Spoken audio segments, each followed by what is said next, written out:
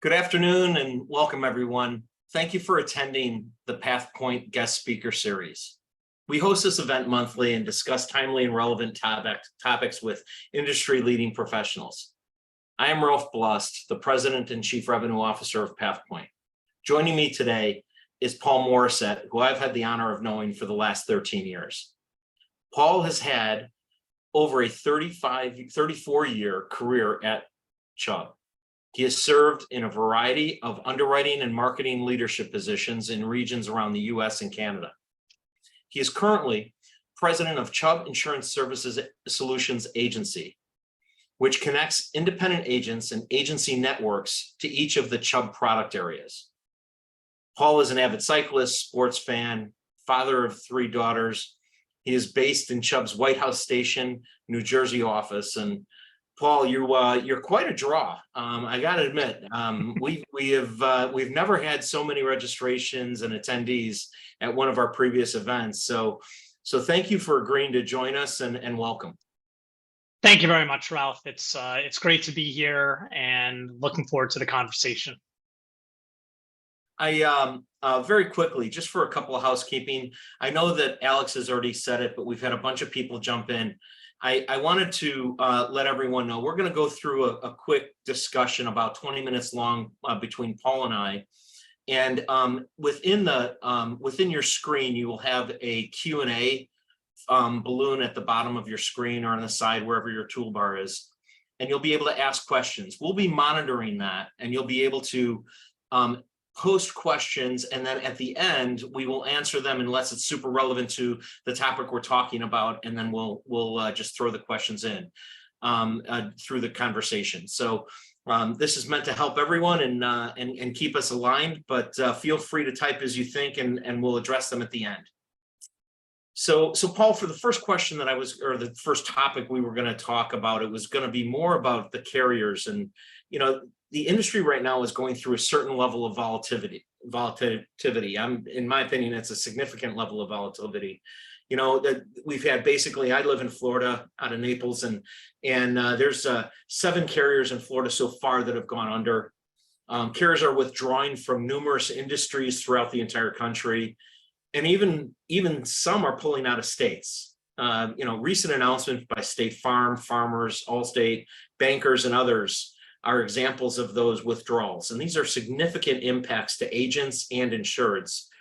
And obviously many agents are asking the question, what is the data, or what is the reasoning, or what is the logic carriers are utilizing or using in order to make these decisions to make such profound changes in their direction? Yeah, absolutely. And certainly my heart goes out to you and other consumers and business owners in Southwest Florida that are dealing with this really unprecedented change in the marketplace. And you're right, the data is critical. Obviously, at a fundamental level, it's about the fact that these carriers have very likely had a hard time achieving either an underwriting profit, or they don't see a path to continued earnings that are important for them to sustain their operations, keep their shareholders happy. Fortunately at Chubb, we're in a pretty good place in terms of our balance sheet, and we do look at the data that you're asking about is very critical. We use the data first and foremost to meet the needs of our clients, and in places like where you live, that data is indispensable when a storm strikes. It's very important to us to respond to claims quickly, and we are able to use various models and databases combined with drone technology, adjusters on the ground, in many cases to adjust a claim even before the storm has completely wrapped up, or the communities have fully reopened in some cases before the client has even reported the loss. So data is instrumental to the claim settlement process. And then I suspect where your question is going as well is just deciding what our future is going to be in a given jurisdiction. We're analyzing all kinds of data, from construction quality and materials to the models that help predict where other storms may hit and what other hazards may affect an area as well. So all of this stuff informs an insurance company's decisions, not only what they do with their existing customers, but also helps to determine where they go in the future in that particular jurisdiction. I also think that some of this would create opportunities. When you see carriers mass exiting markets, to me, there creates opportunity at the same, the opposite side of that sword is the opportunity it creates for other carriers to be able to step in and do that. But, to me, that all is something you have to think through, whether it be the wildfires, obviously the heavy heat that we've been going through. All of these climatic issues are impacting carrier decisions on where they want to go. But how long does it really take for that information to be utilized? It's in the news today, but sometimes, actuarial analysis can go back 10, 20 years. So I'm just wondering, how are we using data today versus, other periods of time? Yeah, sometimes the data can lead to a change that could be very quick. Other times you're right. You've got to let everything marinate a little bit and see where things go. And really those changes depend on what is the change going to be. Are you talking about the data leads to a need for a slight change in underwriting appetite, or perhaps an enhancement to a product, to your point about being opportunistic? Those types of changes we can make very quickly. Not a problem at all. It's just a matter of communicating with our agent customers and going live, and the various technology tools that are in place, and having an agency portal that all of our agents and brokers have access to, and email and other digital marketing schemes are all methods in which we can get the word out and make a change very fast, sometimes in a matter of days. Of course, if the change involves something that would affect a filing or a regulatory body, well, then we're kind of on someone else's clock at that point as well. So we may have data that says we know exactly what we need to change. We need pricing here. We need this, pass along this credit in this area, or this surcharge in another area. But now you're talking about a filing situation, and every state will have a different pace that it will affect our ability to roll that out. So, this turbulence that I'm talking about from a carrier perspective also exists with agencies.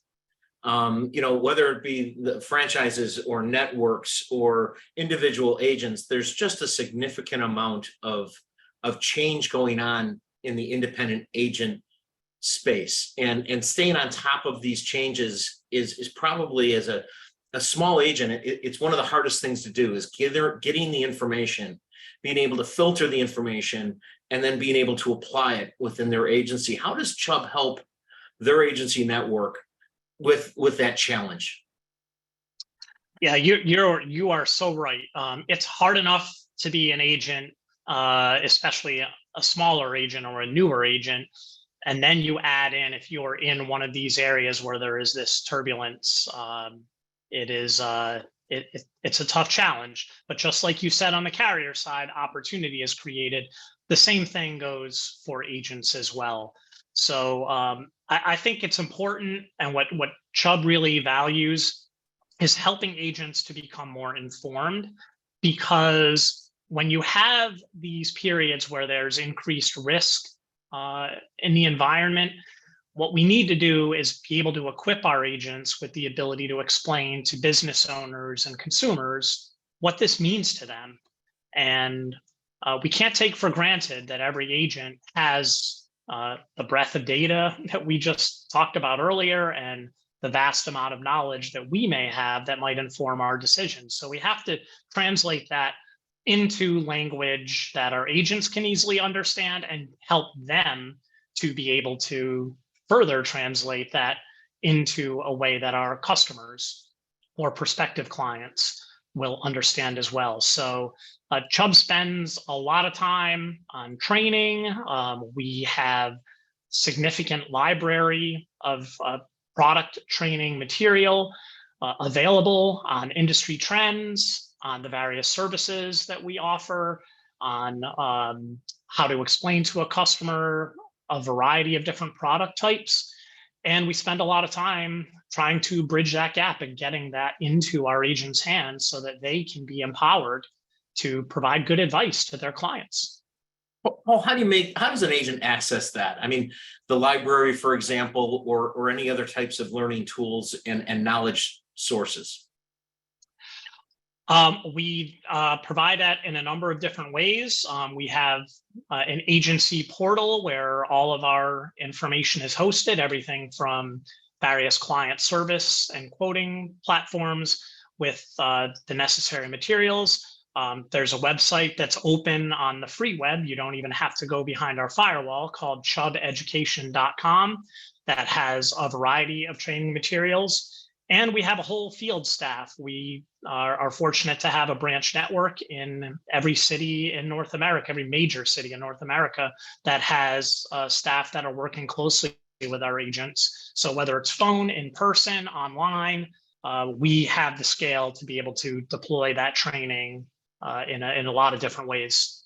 And agents, whether they be in a network or independent agent that would work with your agency, they would have access to those sources through either the phone or through somebody at a regional level or online, correct? Yeah, agents in a network may have to go through their network administrator in order to get access to that.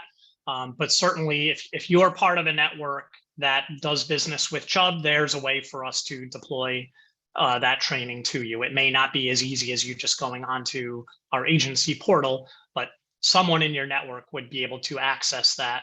And if you're having trouble figuring out how to get that to our audience, please contact me, contact the folks in your network, and we'll help you get connected to whatever you need. You know, and a shameless plug here is Pathpoint as well has a resources page on their website, and it's on the free website so that you can see blog posts. You're able to see the different types of appetite guides, coverage descriptions, as well as we also these speaker series we actually record, and so they're sitting there so you can see other industry leaders on our site also presenting. So for anyone that's on this, there's access, I think, through multiple sources for agents to get learning and learning tools and tools that then they can share with their clients. You know, one of the one of the other questions I basically have about this is, where else outside of, what can a small agency do outside of their carriers to overcome the challenges that they're finding and be successful? I mean, what organizations has Chubb partnered with that has allowed the agents, whether it be the Big I or other things like that?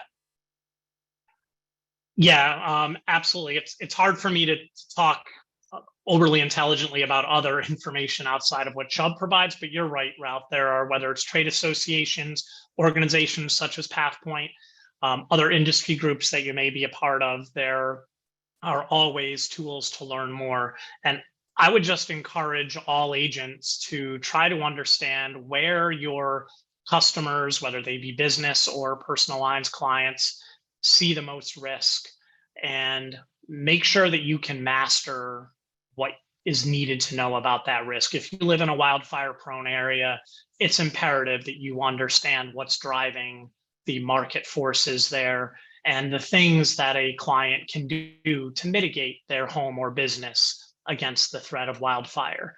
Another example would be something that affects every client across the country from a business standpoint, would be relative to cyber risk.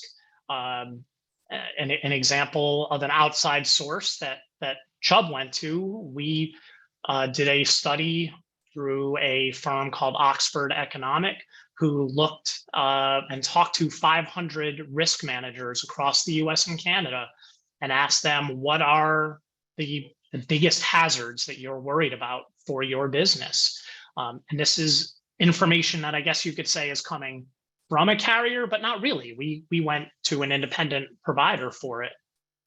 And amazingly, one of the biggest things that came back was that these risk managers are worried about damage to their network infrastructure. and the financial loss that might come from that. And we sit and hear that. You've got a lot of risk managers that are concerned about this, but I think we can all acknowledge that cyber risk is something that is not fully appreciated by a lot of customers, meaning business owners, that are at the smaller side of the spectrum. And many agents are a bit intimidated to learn because it just sounds like something that might be a little bit too technical. And it really doesn't have to be that way. So cyber risk, much like wildfire or wind, is an example of something that is affecting a large group of people. And so I think what can agents do outside of their carriers would be learn about those risks. And chances are you work with the carriers that can give you that info and give you the talking points that you need, and try to find a way to make it so that the people that are non-buyers of coverage like cyber liability appreciate that for a rather small cost, they can eliminate something that could lead to substantial disruption in their business. Mm-hmm. I'm going to pivot a little bit in this and talk a little bit more about a trend we're seeing and a change we're seeing in the market, which is, E&S types of products have been historically a place of last resort. And yet we're noticing that a relatively significant surge in clients and in businesses that would normally be in the E&S market that would be in the admitted market are coming into the E&S market. This is, the proof of that is really the number of policies written and the premium dollars that are now being reported in the E&S space by E&S carriers. Why do you think this is happening now? Yeah, absolutely. It really ties back to the first question you asked when you were talking about what's going on in your backyard in Naples, Ralph. But simply put, carriers move to E&S and the market shifts to E&S because the terms and pricing that they have filed in a given state are just not adequate any longer to address whatever the level of risk is. And so, believe me, everybody would much rather deal with an admitted offering that is a whole lot easier to process. It's easier to explain to a client. The pricing tends to be lower. There's less tax implications. Compliance risk is far lower. But you have difficult to place risks in some cases, like you said, the more traditional E&S placement. And more recently, we're seeing that the ability to get rate and contract changes approved at a level that meets the pace of change right now has just been very, very difficult in several states. So there's really two drivers. In some cases, carriers are going E&S just because they need the ability to be nimble and change rates and pricing on a dime, and there just isn't time. And that would probably explain more of the historical use of E&S. In the current context, we're seeing more and more that the states that have had the highest catastrophe exposures are just not, the insurance departments are not providing the rate reviews and the filing approvals needed in order to respond to the current market.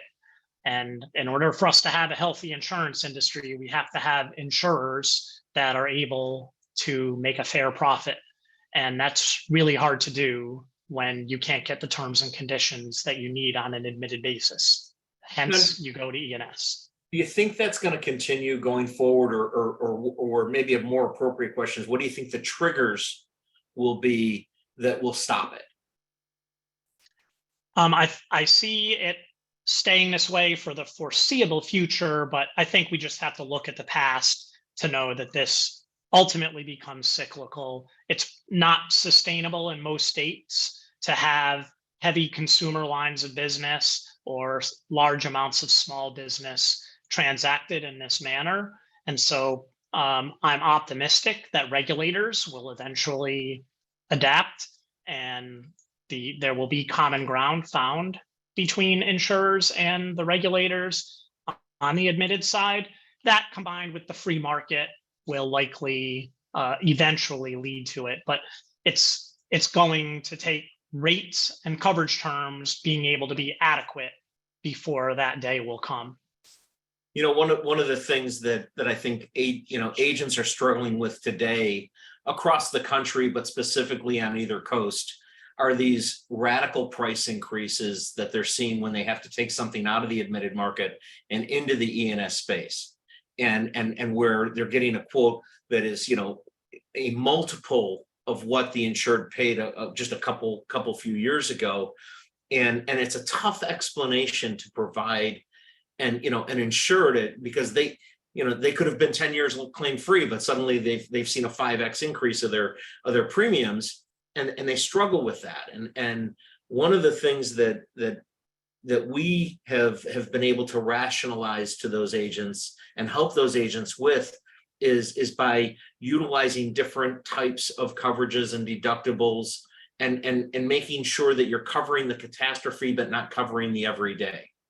And that's one activity, and that's very possible in the E&S space as opposed to the admitted space. And I would think with your Westchester company, Chubb has been able to use this bridge, so to speak, the one that I just described, of being able to be more nimble through Westchester. Can you elaborate a little bit about this, or your strategy on the utilization of Westchester with your admitted carriers? Yeah, absolutely. And you're right on. I think E&S does give carriers the ability to be a lot more creative, to try to bucket the riskiest part of the solution into the offering.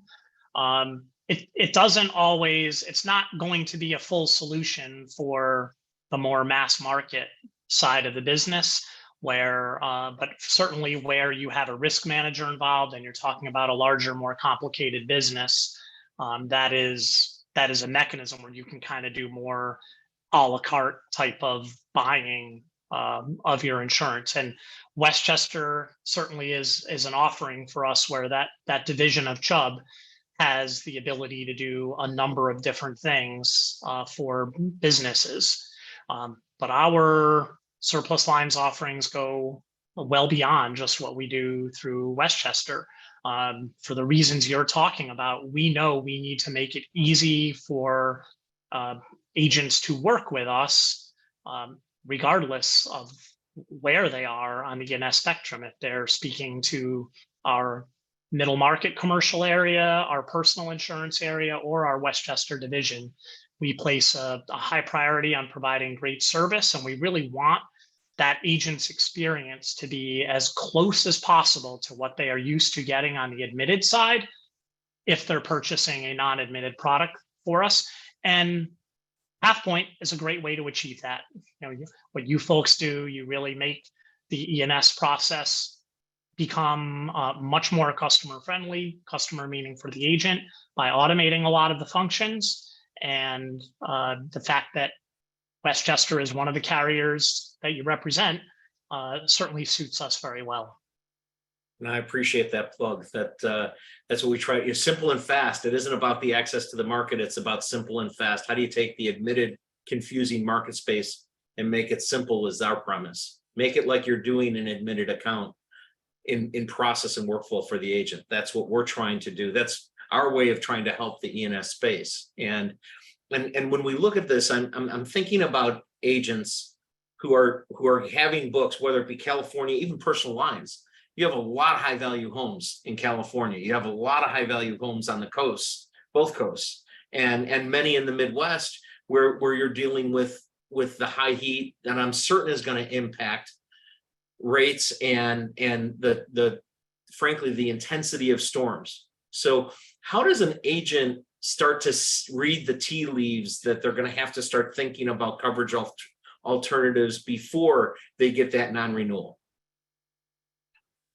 I think the tea leaves are pretty much yelling at most agents, right? You wherever it is you operate, what the worst risks are in your area. And so I think that's when going back to what I said earlier, when an agent sees those warning signs, even before the non-renewals start, it's just so important to understand what are the specific issues that are driving the problems in the area, whether that be wind, fire, hail, whatever the case may be, and think about how can you be a good, effective advisor for clients. I think if this is important for any independent agent, but especially if you are operating in these areas, you need to be thinking of yourself as a consultant or advisor first. Partner up with companies that offer solutions, risk mitigation ideas, whether that be advice on proper ways to build the roof or conduct brush mitigation, water leak detection systems, all kinds of things we can do to mitigate homes and businesses. And your carriers have both access to these types of resources and also the knowledge that you need. And you've got to become an expert in this. Show your clients that first and think advice first, and the sales will just naturally flow from there. So what I'm hearing you say is it takes a little bit of proactive behavior by the agent to evaluate the issues and start helping the insured understand there's ways you can mitigate the risk or control the risk, not all of them, but some of them that are going to be viewed favorably by underwriters that can help you both with your coverage and your cost, but it might be some investment on your part as well. And that's the active role that an agent can take as more of a consultant to their insureds, as opposed to the carrier just bringing in very, very high prices or very limited coverage that they're faced with. And we have two questions, and the one question I'm going to paraphrase, but I'm going to start with the other one, which is, weather is a double-edged sword. It can help you, it can hurt you in your underwriting. And so as we start to look at weather and we start to think about weather from an underwriting perspective, how do we actually use weather as an underwriting element? I mean, you can't predict where a hurricane's going to be, or a tornado, or a hailstorm, or a wildfire for that matter. So how does an underwriter do that? I mean, it goes really back to what we talked about earlier, Ralph, with the data. I mean, weather certainly can be modeled. The majority of weather that occurs maybe evolves in severity, but it's no surprise that there are hurricanes. It's no surprise of the areas where they go, and many other weather events we can just plan for. You do your best. You don't always get it right. And that's why you have these periods where there needs to be corrective action taken. But the company and carrier and agent that work well together to help advise their clients on what risks are likely to face them from a weather standpoint will ultimately have better mitigation, lower claims, and thus more longevity in the market. One person brought up a good point in the Q&A area, which was, the fact is that not everyone is a licensed risk manager, and in some states that's required, and so that is something that is important to recognize. But at the same time, I would suggest that you don't have to be a licensed risk manager to provide guidance to an insured about getting a generator. And having a power backup so that some pumps continue to work, or other elements. Some of this is while it is risk mitigation, it might not be risk management from a standpoint of a legal perspective. And it is an obligation. And I think the point that this agent had is that the obligation is for the agent to provide the consultative approach. You can't guarantee that the carrier is going to provide that in advance, nor are they going to do it in their rate. It's really one of the things that you have to do, which I think is a great Well point. said. Yeah, and then the final question is, look, one of the hardest things to do is to go to a client who's been a client or a prospect for a long time that's a friend, and go to them with a 4x price increase on property. or go to them with a price increase on casualty on a casualty line, or a homeowner's policy where you've had to switch the roof limit to an ACV instead of a full replacement coverage. These are all the challenges that agents are facing, and it's how do you explain it to the customer? It would be very difficult for anyone to explain it at the time you're delivering the news. Absolutely. It's something that has to happen through multiple communications, through multiple conversations about the marketplace, about the issues that are at hand. I talk freely to my friends in Naples here about that one of the major problems is the fact that it's such a litigious environment and favorable to lawyers to have insurance claims be brought to court. And so because of that, you can't predict that your $30,000 roof claim is a $30,000 roof claim as a carrier. It could be a $250,000 claim because now it went to trial. And that is something that other states have conquered very, very effectively. Louisiana struggled with this 20 years ago. So did Mississippi. So did Alabama. Texas struggled with this back in the 90s. They all established the legislative reform that limited these types of exposures, and thus insurance normalized. And so I think it's is educating the consumer about the environment that's causing these changes as much as the reality of the price. Paul, do you want to opine on that maybe a little bit more? You said it really well. I have a lot of sympathy for the people that are getting these multiples, as you say, and this particular question. And I think it just goes back to what we said earlier. You've got to educate your customers, prepare them before the renewal for how they can mitigate, have conversations like what you're talking about, Ralph, with your friends. Treat all of your clients like friends in that regard. When the renewal comes up and that's the reality of the price, show empathy and canvass the market to see what other alternatives are out there. But chances are, in a place like a Broward County, a Naples, certain parts of California, there will be very limited options, and you'll be in a lot better shape if you prepared your clients for the potential reality that may be coming their way. Yeah. Well, that's all the questions we have, and that's also the end of our time here. So, Paul, again, thank you so much for dedicating this half an hour with us and the prep time in advance. And thank you all for attending. This is our pleasure to bring to you as our clients and prospects. And I know that to bring people like Paul and have the ability for you as agents to be able to see professionals such as him is something that I know you all cherish by attending. So thank you so much. And our next session will be next month, and you'll be seeing emails and posts from us about it. So stay tuned, and thank you, and have a great day. Thanks, everyone.